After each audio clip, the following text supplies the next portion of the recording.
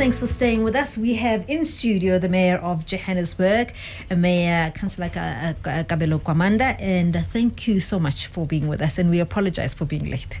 Good evening, Pamela, and good evening to your listeners. It's not a problem at all. Thank you. We've scheduled this time to talk about the state of the city. So the lines are open, 086 00959. We're here to engage with the mayor about the state of the city. Well, first of all, let me just say that the city is doing well financially, according to the Auditor General. So congratulations. I know they're difficult times, but congratulations on that. And maybe let's just talk about the kind of work that had to go into the city to bring it here from last year to this year. Thank you very much, Pamela, for the opportunity, firstly, to extend on some of the critical areas that we've highlighted in the state of the city. When the government of local unity took office, there was already an existing concern about the financial well-being of the city.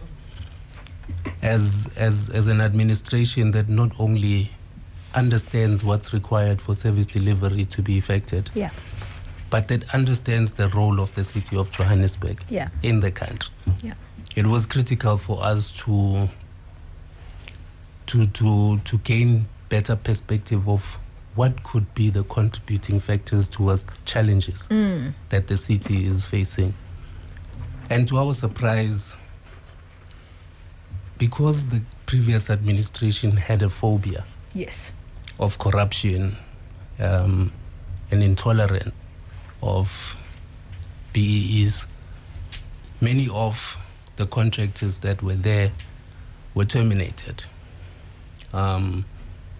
Companies that were there to collect revenue, service delivery on behalf of the city, were cancelled. What that meant, the city was not generating revenue, so it was using the funds that it had, and in the main for legal battles, which then meant that the city was going on a downward trajectory. Our first attempt in trying to rescue was to reinstate those contracts. And in us reinstating them, we understood that the backlog was widening. But we gave ourselves an opportunity to do what we could within the legal framework. So those are the measures that we put in place to try and rescue this particular area. One of the things that I think the residents are grateful for when we sit looking from the outside in, and you'll just tell us if that's a contributing factor, a sense of stability. What we're getting as a sense of stability from the city of Johannesburg, obviously not like what we're seeing in other municipalities.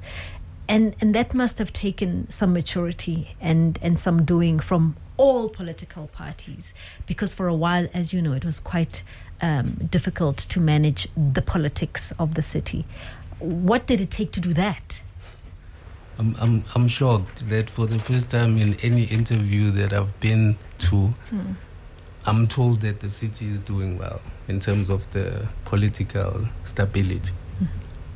I think in the main, the media refuses to acknowledge that part.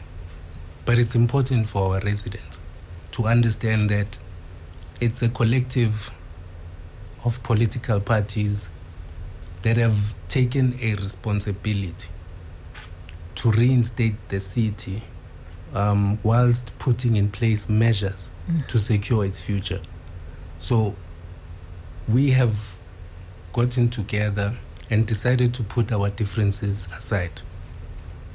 We've got common factors within our political parties that enabled us to manage our contradictions first.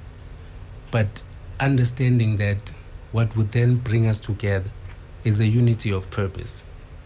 What that entails is the basic constitutional obligation of a municipality, which is service delivery. And we have agreed, all of us collectively. And that is the main reason why political parties are able to work together. Not for the purpose of power, And I think it's one of the reasons why I was selected to become the executive mayor, because there was an understanding that I wanted to serve and I did not want the role. So politically, whatever you disagree with, that's the role that you are given to run with. So it was a mandate that was given by these political parties with the understanding that I would not want to be central to everything. Gotcha. But it would be me managing each and every political party's contribution so that we are a united front. Yeah. You spoke about what is quite a concern for you as the executive mayor, and I'm sure it's a concern for all of the other council members, that this plague of incidents of violent crimes in the city.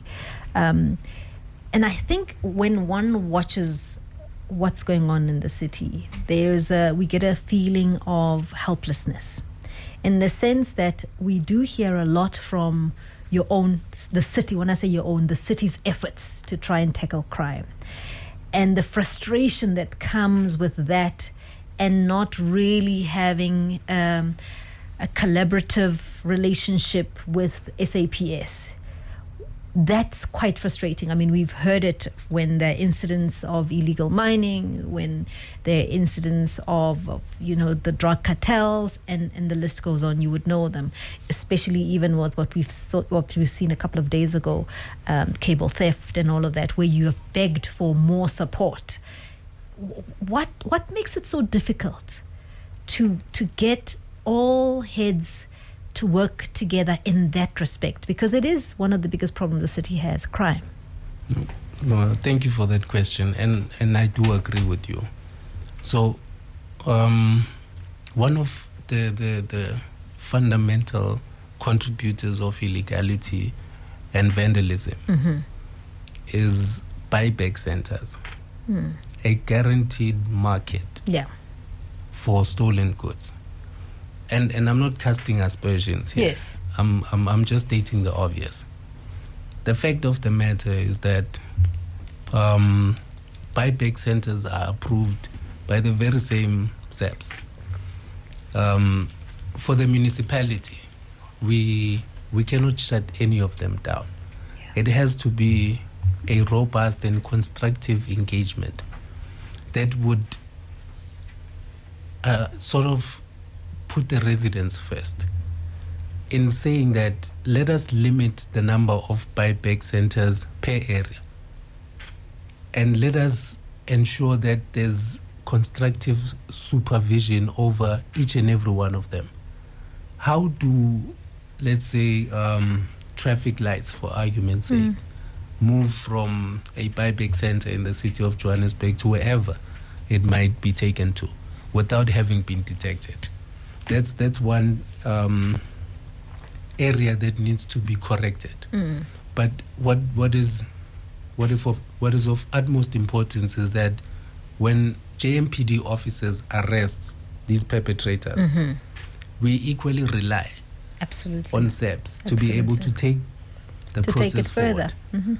If JMPD, right now we have a tactical response unit, and some of the securities that have been outsourced by some of the entities in the city are very effective. The incident that took place at the M1 bridge, there's critical evidence that has been gathered there, including a cell phone that can be used to track who ultimately benefits from the city's infrastructure. But ours as the city is to hand rely. it over. You hand over, you rely for guidance on where is the progress. I don't mean to be controversial about this, but it's another area that has caused quite a bit of discomfort. The Usindiso building fire. Yes. The people that had taken over the building were apprehended by JMPD, taken to SAPS for processing, and released without proper explanation. So we are waiting for the part 2 of the report, to equally be so that we can get proper context as to what exactly happens when these perpetrators are brought to police stations and the likes.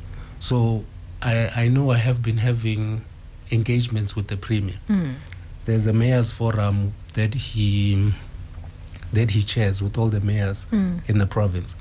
But not all of us would want to build and strengthen relations with the province, of which is very critical.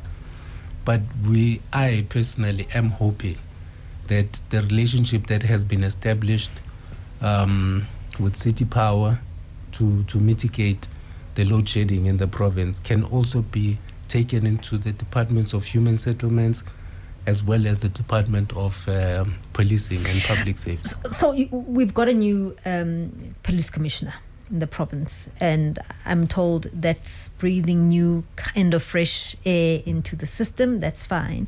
So your assessment of all of this, and we are told the Premier is also quite involved in trying to mediate the situation. Is your assessment of the problem at national level, or it can be, you can be better supported even at provincial level? I think we can be better supported at a provincial level because they have the capacity as SABS at province. They've got all the resources required. I mean, SABS in Gauteng has got, I think, 4 helicopters. I don't know how many drones do they have. I don't know how many police vehicles do they have. They've got capacity and they've got real firepower. So one of the challenges, Pimelo, that I encountered as executive mayor was that JMPD was not given sufficient budgets for tools of trade. So they would not even have the right ammunition to go against these brazen criminals at times, you know. So it was also endangering them. So we've taken a different position to say we'll assist in crime combating, but we'll invest in our own to try and render the much needed tactical support that is required so that we can equally be held accountable so that we don't shift blame whenever our residents are unsafe. Mayor Kabelo Gwamanda is with me in studio, and I will take your calls. I see them. I'll come back in a short while to take them, but you can also send an X as well in the meantime, and we'll take those calls when we come back after this break.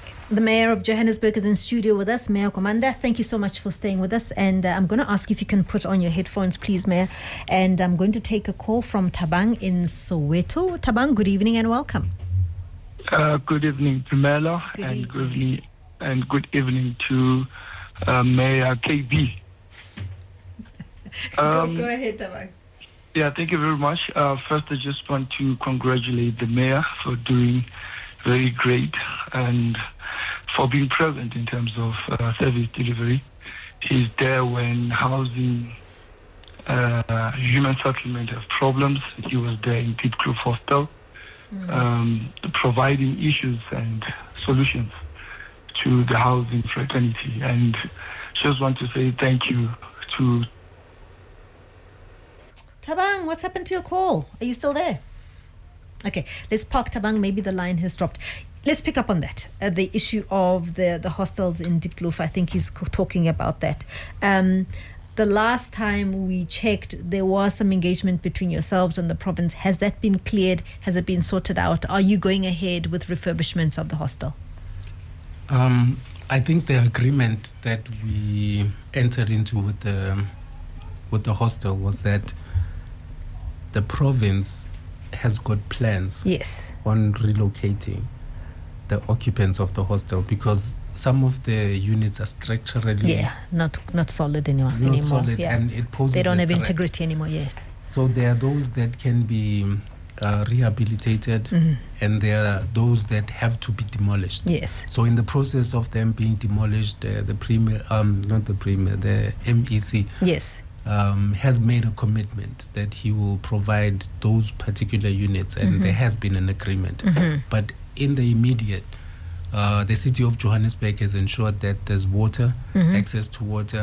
Retrospectively, they had communal water supply, which was not conducive for especially the women because they had to go out early in the morning and late in the evening, and it was unsafe. We also provided lighting so that mobility becomes a bit easier and it's safer. We just need to ensure that we finish the construction of flushing toilets. Sure. Because that's one of the commitments that the city of Johannesburg has bind itself to with the residents of the hostel. And I'm sure before the end of this financial year, we would have concluded with our part. Yeah. And we'll also put pressure on the MEC of Human Settlements to ensure that. In recent times, we've seen some difficulties, and maybe not at the moment, but we've seen some difficulties with water. You now have a security strategy that you have put together and are very close to implementing. Is this going to be the competency of Rand Water? No. We are a Joburg water. Joburg Yes. Water, okay. I was going to say that we are a water authority as the city. Yes. So the entity, in as much as in the immediate we depend on Rand Water for the supply, but our plans entail alternative sources of water. It's a difficult one because Rand Water depends highly on the revenue generated from the city of Johannesburg. Yes. So once we take a position of that nature, in as much as it's in the residents' best interest to ensure sustainable drinkable water for them, it's also an issue that we need to consider on the impact that it has on SOEs that depend on, equally goes to ESCOM. Yeah. ESCOM relies heavily on the city of Johannesburg for its revenue. Yeah. If now we've just switched on our turbine power station, which is going to put 50 megawatts into the grid. Next financial year, we are powering up another one, which is going to be an additional 50 megawatts. So this is generated from the city, which means the revenue that ESCOM is getting from the city is reduced. The same will happen with Rand Water. Gotcha. Because we have to ensure that we put the residents first, in as much as those negotiations are critical. Yes. But the residents would always come first. Yeah. Let's talk about, you've spoken about revenue, the billing. I know you've been trying to clean up the billing system. How far are you and how confident are you that everybody at some point will eventually get what is credible billing at their doorstep? We are very close because at this point we've got partnerships with financial institutions that want to come on board and provide free services to the city in terms of human capital that would assist in capacitating where we don't ordinarily have a budget or a funded vacancy to be able to provide or perform a specific function that is required. Yeah. So there's what we call the Inner City Partnership Forum, because what is important to us as the city is that we retain our anchor tenants. And we felt it is important because one of our strategic priorities is an engaged citizenry. Yeah. When our stakeholders begin to engage as citizens, we don't say, okay, you've spoken and we'll see you next financial year. The suggestions that they bring on the table, we're not going to take all of them, but those that would steer the city in a particular direction, those we are very much interested in. And the financial sector, at no cost to the city, is willing to assist to ensure that the systems that we would have put in place will work effectively to redirect what we are currently faced with in terms of the billing crisis in the city. As you said, we're all waiting for part 2 of the report from the Usindiso fire that will come when it comes. But I want us to talk about those who had to be evacuated and the interim plans that the city had to put in place. Denver being a case in point. And I know there are not only people there from Usindiso, there's a collective of people who you've had to rescue from derelict buildings as well there. That was supposed to be an interim situation and a solution. It's taken longer than 6 months. What's the situation there? When we've visited the area, it's not looking good. The area is not there for permanent residents as we understand it. What's the plan for the city? So the one issue that we as an administration have is, I think, our caring approach, which then ends up compromising certain responsibilities of the city. it's supposed to be not longer than 3 months Yes. that we occupy them there. Yeah. Most of the occupants do not have an alternative place to go to, and that is a problem that the city is inundated with. Yeah. I think we have 3 temporary accommodation that have been taken over in the past couple of years. In as much as we What do you mean, taken over by another entity? Or? No, taken over by the occupants. Okay. So brick and mortar I see what structures you that mean. the city has they, built yes, to evacuate, provide the as temporary provisional accommodations. Yeah. But for some reason, it's taken over. Like that's what happened in the past. But in this particular administration, and on the basis. Oh, okay, I see. This is not currently what has happened now. This is obviously historical stuff. Yes, of course, yes. So I'm just adding into got the you. Yes. so that for context. Yeah. The reason why many of them are still there. Yes. It was on the basis that some of them were witnesses to the Usindis. Yes. And NGOs obviously stepped in and said no, because we had engaged Home Affairs, and I'm not sure how many of them. I think about 38 were deported. Yes. But it was then overturned and they were brought back, and they had to become the city's responsibility once again. But now that the part 1 is concluded, yes, the city will then conduct their assessment. Those that are required to be evicted from the TEAs will be evicted, because we do not have a choice at this point. And that's the crisis with bylaws and the responsibility of the city. Exactly. I mean, this is not just unique to Johannesburg. What then becomes the long-term housing plan of the city? Because yes, there are those people, but then there are other problems that the city has with the people looking for accommodation, people in informal settlements and the like.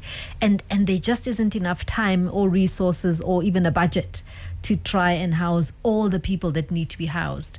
What in the short term is the city's plan about all of these people who are looking to you for housing? And I want to separate that from the illegal occupants who are supposed to be deported, as you are saying you are dealing with that. But I'm saying there are legitimate residents of Johannesburg who need housing, and they've been waiting for a long time. Thank you. Unfortunately, when I represented our approach, it was misconstrued as the city not having capacity and is now relying on the private sector. But the city of Johannesburg, from a government's point of view, requires initiative for economic reactivation. Yeah.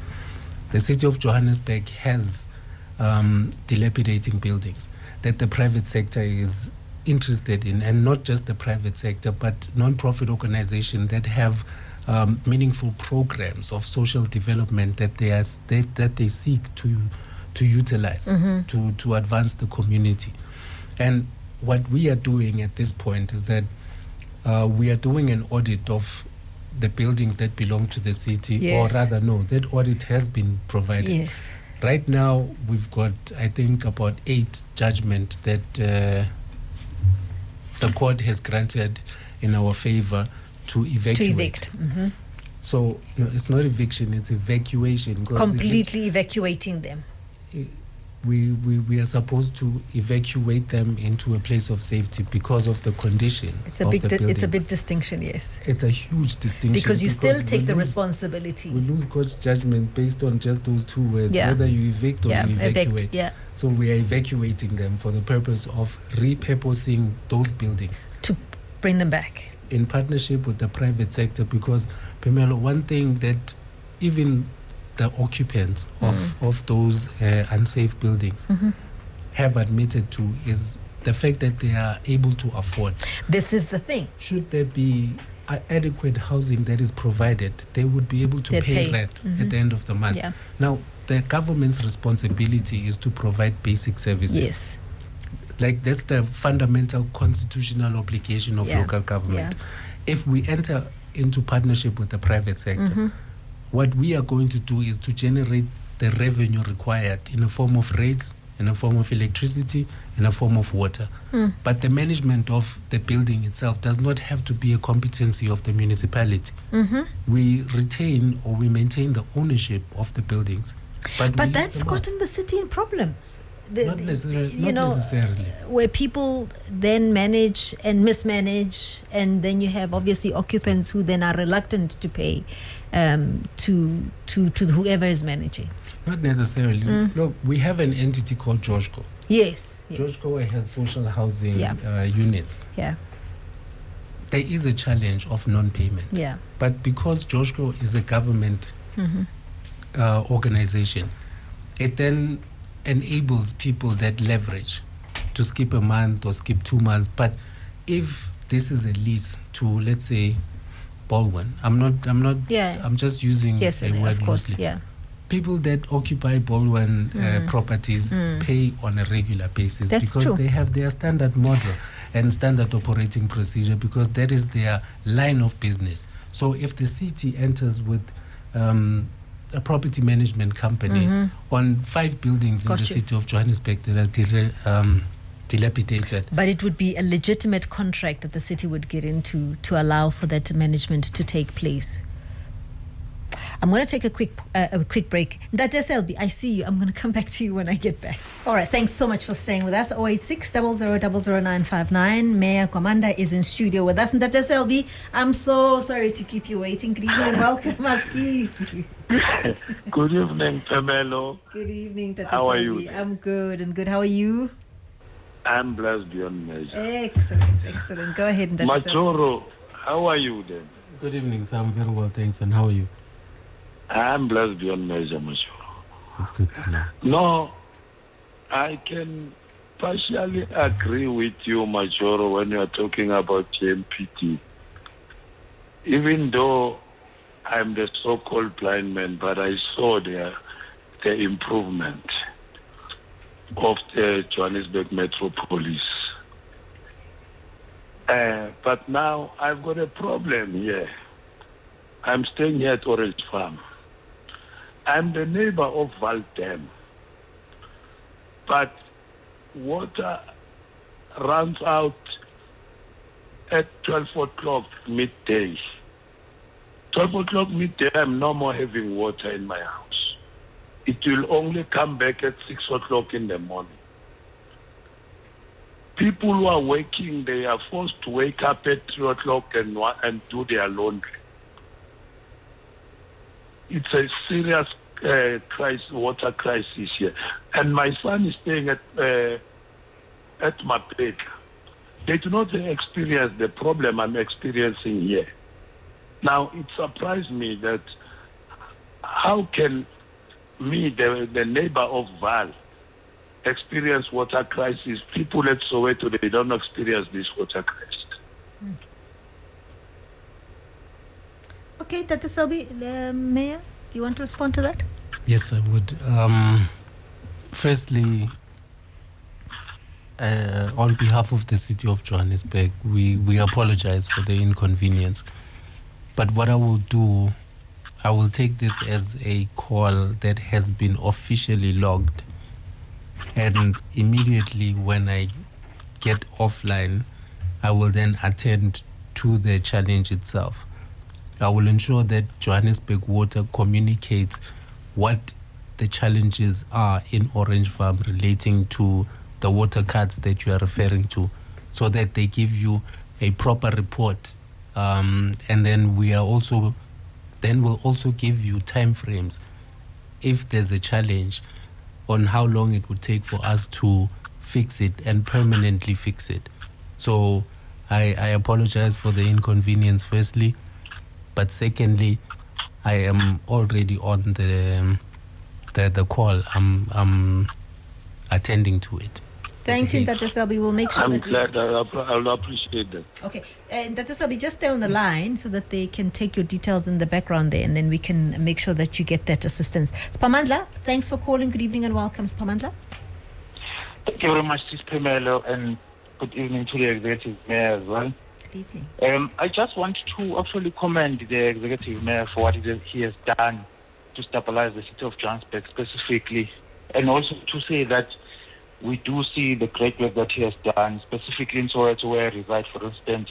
There's been a massive rollout of the street lights to make sure that obviously there's no darkness in Soweto, and also to say that he has been able to provide stability by actually appointing permanently the permanent CEO and the permanent CFO.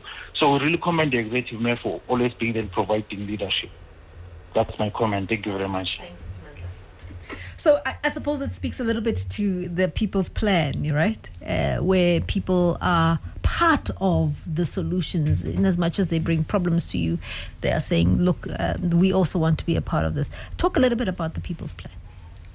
Thank you very much. So I don't think people bring problems, firstly. But also those that find it necessary to criticize, strengthen our ability to respond.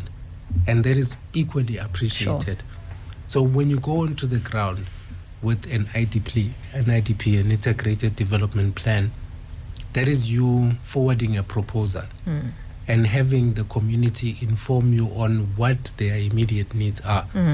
Now, in a process of that nature, there are certain requests that communities would make that do not require a budget for them to be responded to. Yeah. It's an issue of hearing them out and then immediately issuing an instruction so that the challenge can be fixed. But importantly is the engagement. Because in the absence of the engagement, you are unaware of what our communities are faced with. Yeah. Surprisingly, it's the northern part of the city of Johannesburg where residents complain about councillors. Mayor, please fire the council. Mayor, please. And I can't do that. It's not within my jurisdiction. Yes. What I'm there to do, and I place emphasis on it, my role as the executive is to empower the councillor so that he's able to deliver services to you. And one thing that this administration has gotten right is to not politicize service delivery in any form or way. And that's why we are calling this the People's Plan. Although it's pro-poor, because we are focusing on deprivation areas for the most part. But we've also equally prioritized infrastructure, which speaks to the city of Johannesburg in its entirety. Ayanda is in Soweto. Good evening and welcome, Ayanda. Evening, how are you, Pamela? I'm good. Thanks for calling. Thank you very much. Greetings to the executive mayor. Major, how are you? I am very well, thank you. How are you, Ayanda? Oh, very well, very well. No, I just wanted to also get clarity with regards to, I understand that there's a program going on between the city and the provincial government to COPTA with regards to the city power giving back lights to the previously disadvantaged communities who had their transformer story not fixed. I just want the executive mayor to expand on that and also comment. I'm from Natura, and actually you were the first community. I think we were one of the first communities that you attended to, and we see great improvement, even though we were very hard and tough on you.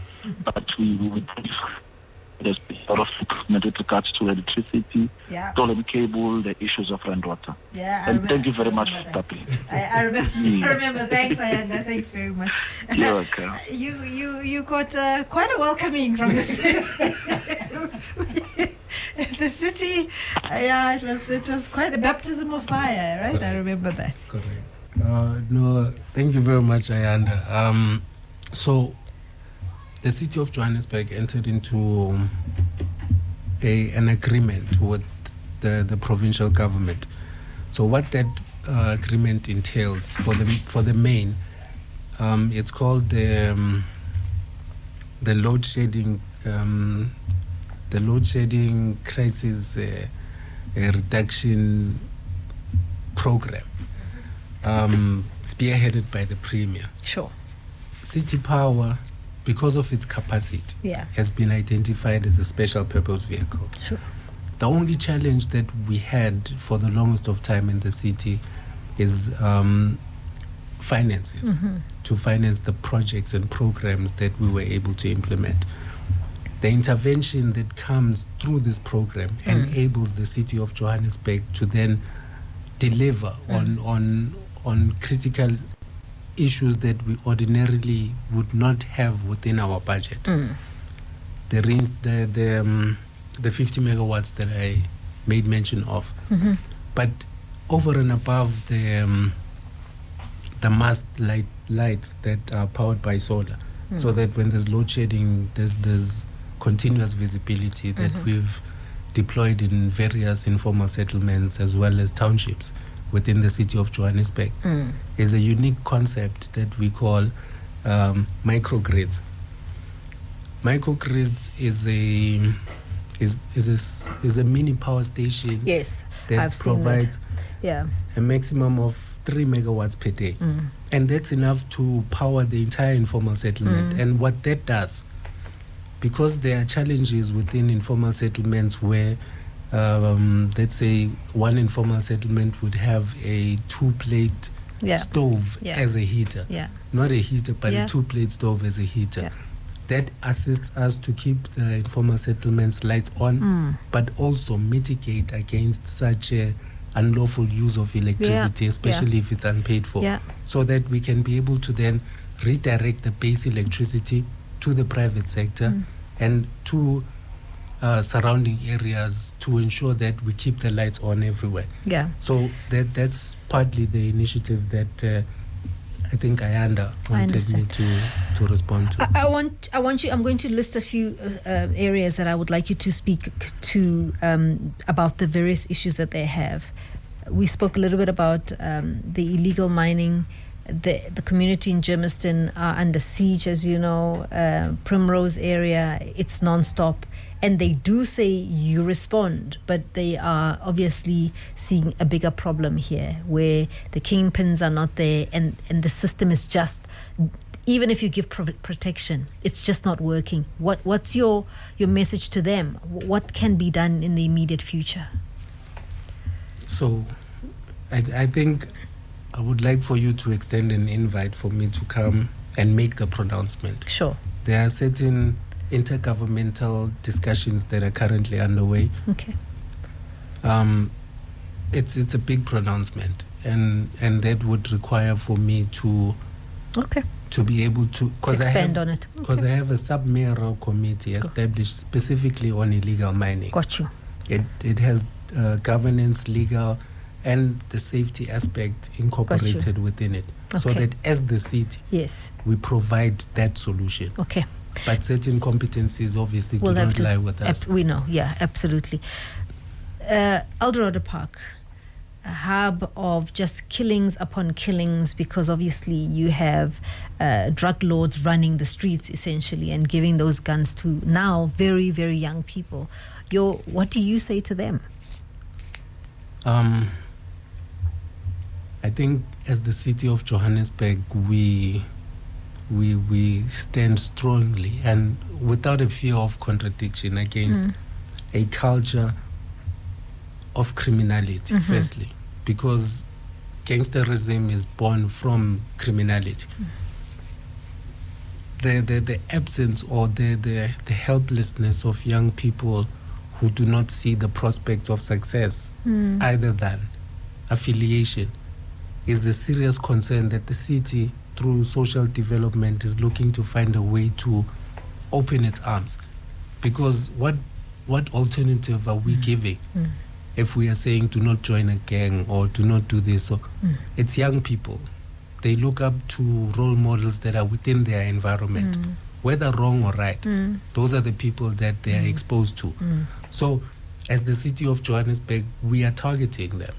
We are targeting the kingpins. We are targeting those that are hiding behind young people to do their dirty work. And we are going to get to the bottom of it. In one way or the other. We don't need the military to be deployed. Okay. We are going to capacitate our JMPD in a manner that enables them to go toe-to-toe with the brazen criminals that are there to terrorize the communities. The state will not lose its inherent authority in my administration because of the fear of going after criminality. We will ensure that we reinforce and we intensify on our operations. I've recently requested JMPD to also get me a bulletproof so that I can do direct oversight on because earlier on I said it's not a box ticking exercise. Sure. Although I cannot engage or will not be engaged in those back and forths, I'll be there to ensure that whatever raid is conducted brings out the results that will satisfy the community, because the communities know them. They will then be able to say the city of Johannesburg is either doing the right thing or they are just beating around the bush. The community of Diepsloot, you know the issues there. It's been ongoing, and unfortunately what ends up happening, particularly there, is this mob justice, which has been very unfortunate to see. The MMC of Public Safety is very passionate about Diepsloot. He's there every week,